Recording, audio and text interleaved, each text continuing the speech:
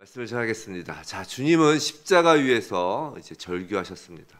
엘리 엘리 라마 사박다니, 나의 하나님 어찌하여 나를 버리셨나이까 라고 부르짖으셨습니다. 예수께서 겟세마네에서 기도하실 때 가장 고민하였던 내용이 무엇이었을까? 바로 이것입니다.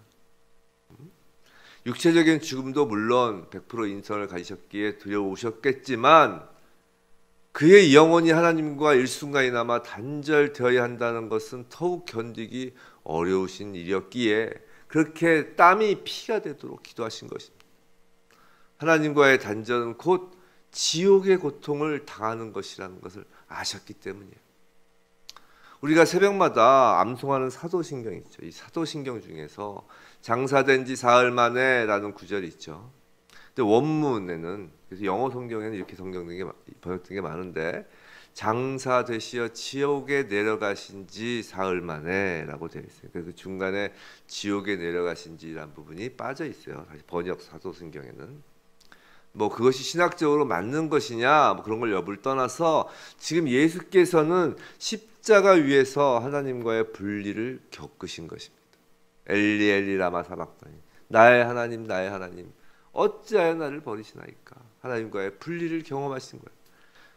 성도 여러분, 천국과 지옥이 무엇이냐 라고 물으신다면, 이것을 한마디로 정의한다면 천국이란 다름 아닌 하나님과 연결되어 함께하는 것이 천국입니다. 지옥이란 하나님과 분리되는 것 그 자체가 지옥인 것이에요. 우리가 이 땅에서 천국을 누린다는 개념도 바로 이런 것입니다. 성도는 죽어서가 아니라 하나님과 함께 동행하기에 살아서 이 땅에서 천국을 누린다라는 말을 하잖아요. 이 천국을 누린다는 건 다름 아닌 이 땅에서 하나님과 함께 한다는 것입니다. 51절 보시면, 이에 성소 휘장이 위로부터 아래까지 찢어져 둘이 되고 라고 해요. 이 성소 휘장이 위로부터 아래까지 찢어져 둘이 된 것은 이제 이 땅에서 언제나 우리가 하나님과 함께 할 수 있게 되었다라는 것을 보여주는 것 아닙니까? 인간과 하나님 사이를 가로막고 있던 그 휘장을 쪼갠 거예요. 하늘로부터 천국이 임한 것입니다. 예수의 절규는 우리가 지옥으로 끌려가면서 외쳐야 할 그 절규를 대신하신 것입니다. 우리는 하나님의 맹렬한 진노와 저주를 받고 천국 바깥 어두운 곳에 쫓겨날 수밖에 없는 죄인들이었어요. 우리는 주님께서 우리 대신 절규해 주심으로 이 땅에서 하나님과 함께 할 수 있는 것이고, 그 무서운 절규가 우리 입에서 이제 나오지 않고 그 대신 기쁨의 찬송을 부를 수 있게 된 것입니다. 예수께서 숨을 거두시고 성소의 휘장이 둘로 갈라지고 난 후, 즉 이 땅에서 언제나 하나님과 동행할 수 있는 상태인데, 천국이 임할 때 어떤 모습일지를 51절부터 31절까지 해서 보여줍니다. 먼저 땅의 저주가 울립니다. 땅의 저주가 풀립니다. 땅이 진동하며 바위가 터집니다. 지진이 났다는 거예요. 우리는 아담이 죄를 지었을 때 하나님께서 재판을 여시면서 뱀에게 하신 판결 중에 배를 땅에 대고 다닐 것이라고 하신 것을 알고 있습니다. 그 결과 땅이 저주를 받죠. 즉 땅은 뱀의 그 배 아래에 깔린 공중권세 아래에 놓인 존재가 되어버린 것입니다. 근데 휘장이 찢기며 위로부터 천국이 임하면서 땅의 그 저주가 풀리며 진동하며 바위가 터져버리는 거예요.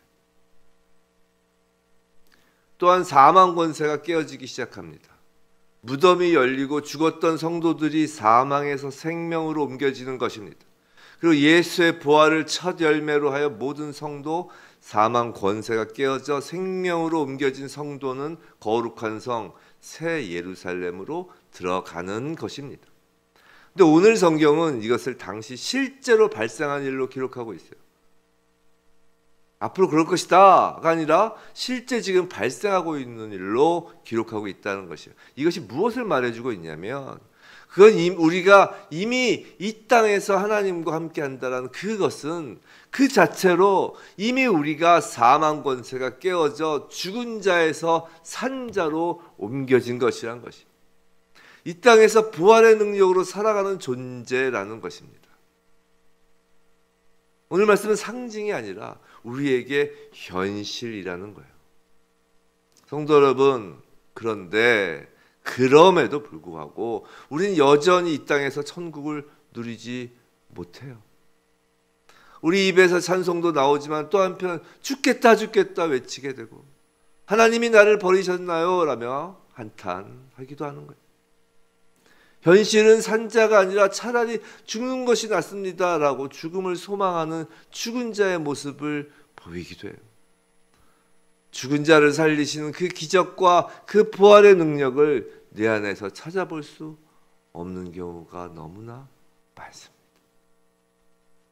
왜 그럴까요? 왜 그럴까요? 우리 이 새벽에 다시금 십자가를 바라보기를 원합니다. 예수께서는 우리가 더 이상 울부짖지 않게 하시기 위해서 예수께서 절규하셨습니다. 우리가 더 이상 죽은 자처럼 살지 않도록, 죽은 자로 살지 않도록, 지옥에서 사는 것처럼 살지 않도록 예수께서 하나님과 친히 단절되는 그 자리에 오르셨습니다.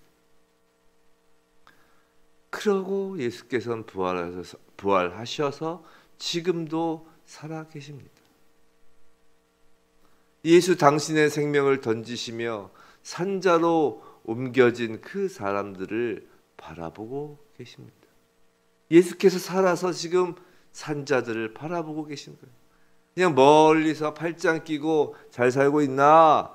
라며 바라보고 계신 것이 아니라 산자임에도 다시 죽은 자의 길로 접어들라고 하면 언제든지 달려와 도와주시려고 만반의 태세를 갖추시고 눈을 떼지 못하시는 것입니다. 십자가를 보시기 바랍니다. 그 위에서 예수께서 다 이루셨다 하셨습니다.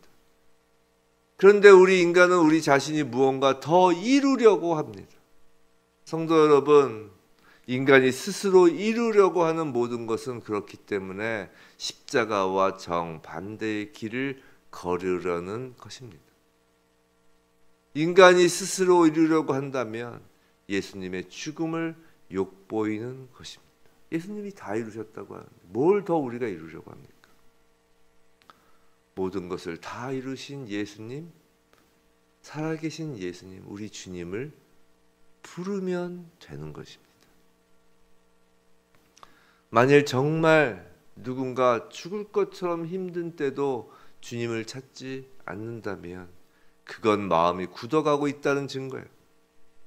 또한 사소한 일이라 생각하고 이건 내 마음대로 해도 돼 라는 생각을 품는다면 그것이 바로 교만의 시작입니다. 성도 여러분, 예수님을 부르시기 바랍니다. 도와달라고 부르시기 바랍니다. 예수님 도와주세요 라고 살아계신 예수님을 부르시기 바랍니다. 하나님으로 부르는 것이 맞는지 예수님으로 부르는 것이 맞는지 그런 신학적인 논쟁은 우리 몫이 아닙니다. 우린 그저 우리 주님이신 예수를 부르는 것입니다. 예수 이외에 다른 이름을 우리에게 주신 적이 없기 때문입니다. 예수께서 지옥에 내려가셔서 지옥문을 깨뜨리신 것은 우리로 하여금 천국을 누리라고 그리하신 것인데 누리지 못한다면 그건 나를 의지하기 때문입니다. 삶이 지옥같이 힘드시나요? 지금 예수님 도와주세요라고 청하기 바랍니다. 아주 사소한 일이라도 예수님 도와주세요라고 말하기 바랍니다. 우린 그저 주님 품에 안긴 어린 아이입니다. 하나님 앞에서라는 의미의 그 코람데오는 하나님을 우리의 앞에서의 그 감시자로 여기는 것이 아니라 성소의 휘장이 나뉘어 이제 언제나 코람데오 하나님 앞에서 도움을 구할 수 있는 상태가 되었다라는 거예요. 코람데오는 감시자라는 의미가 아닙니다. 하나님 코람데오는 이제 하나님이 언제나 우리 앞에서 계시니 우리가 구할 수 있다는 거예요. 그런데 언젠가부터 우리의 신앙생활이 둘로 나뉜 그 성소의 휘장을 다시 가져다가 꿰매며 살고 있는 것은 아닌가 말입니다. 부디 저와 여러분 매 순간 삶의 위기의 순간에 더더욱 예수님 도와주세요 라고 부르며 이 땅에서 천국을 누리고 예수 부활의 능력과 기적을 맛보는 기쁨 가득한 성도로서 예수께서 십자가에서 돌아가신 그 이유가 되는 성도로서 살아가길 주님의 이름으로 축원합니다. 오늘 말씀을 마치며 우리 이렇게 기도했으면 좋겠습니다. 우리 삶의 모든 영역, 특히 이 시간 고난의 터널을 지나고 계신 분들 계십니까? 기본적으로 예수를 믿으면 고난이 옵니다. 예수를 믿으면 고난이 오는 이유가 있습니다. 우리가 구약을 보면 구약엔 귀신들이 잘 안 나와요. 거의 없어요. 처음에 시작할 때 뱀 말고.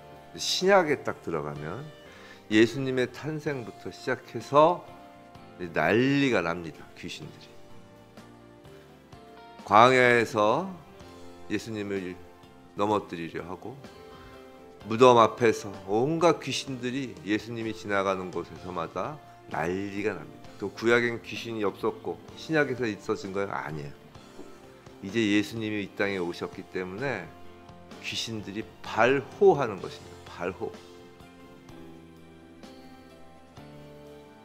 예수를 믿는 그리스도인들이 지나가는 곳엔 귀신들이 발호하는 것입니다. 날뛰는 거예요. 그래서 고난이 있는 것입니다. 그래서 삶이 힘들어집니다. 그 귀신이 어떻게 일어나요? 우리의 생각을 틈타며 여러 가지 방법으로 일을 하는, 특히 생각을 틈타며 일해요. 그 과정에서 고난과 힘든 일이 벌어지는 것입니다. 예수를 믿지 않고 생기는 고난과 예수를 믿고 나서 생기는 고난이 좀 달라요. 예수를 믿지 않고 생기는 고난은 자기 책임이 많지만 예수를 믿고 난 후의 고난은 거의 대부분 귀신들의 발호입니다. 예수께서 그것을 십자가의 권세로 머리를 밟으신 거예요. 우리의 힘으로 우리 스스로 귀신을 내쫓는 것이 아니란 거예요. 지금 고난 중에 계신 분 계십니까? 육체적인 질병으로 고통받는 분 계십니까? 예수님께서 다 십자가에서 지시고 다 이루었다 하셨습니다. 오늘 정말 삶이 지옥같이 힘드신 분들 계세요. 예수께서 엘리 라마 사박다니 하나님 어찌하여 나를 버리시나이까라고 하시며 그 단절을 다 예수님 십자가 위에 다루셨습니다. 우리에게 그 고난, 그 고통을 겪지 않게 하시기 위해 어느 부모가 자녀에게 고통을 주려고 하십니까? 어느 부모가 자녀를 낭떠러지를 밀어넣습니다. 그게 아니라는 거예요. 우리 주님은 우리를 구원하시기 위해 이 땅에 오신 거예요. 우리 주님 우리를 구원하시기 위해서 십자가에 달리신 거예요. 우리가 여기서 눈물 흘리고 우리가 고난에 처하고 귀신들의 공격으로 힘들어할 때 예수님은 우리를 보고 달려와 도와주십니다. 예수의 이름을 불러야 되는 거예요. 예수의 이름을 부르면 예수님께서 도와주십니다. 우리 주님은 지금 살아계세요. 그거를 믿으시기 바랍니다. 그거를 믿으시기 바랍니다. 우린 그거 이외에 예수 이외엔 다른 능력이 없습니다. 우린 예수 이외에는 다른 주님을 섬긴 적이 없고 주님 하나님은 우리에게 예수 이외엔 다른 이름을 주신 적이 없어요. 나의 이름으로, 세상의 그 어떤 이름으로, 돈이란 이름으로, 재물이란 이름으로, 세상의 명예란 이름으로, 권세란 이름으로 아무리 무엇인가를 해결하려고 해도 해결될 수 없는 거예요. 오직 예수입니다. 오직 예수 이름으로 일어나 걸으나 했을 때 성문 앞 앉은 배가 일어나 걸은 것처럼 오직 예수 이름으로 구할 때 우리가 예수의 도움을 받는 거예요. 살아계신 예수님을 부르시기 바랍니다. 힘듭니다. 세상 사는 것 힘듭니다. 온갖 조롱과 모함과 온갖 공격을 받으신 예수님, 우리가 이 땅에서 받는 그 모든 공격을, 그 조롱을 다 한 몸에 받으셨어요. 지금 귀신은 여전히 그리스도인들을 향하여 예수께 향했던 그 공격들을 하고 있는 거예요. 하지만 이제 우리에겐 예수라는 이름이 있습니다. 그 예수라는 이름을 땅에 묻어버리지 마시기 바랍니다. 잊어버리지 마시기 바랍니다. 날마다 매 순간마다 무엇을 하든지 간에 예수님 도와주세요. 주님 도와주세요. 이렇게 기도할 때 주님이 도와주십니다.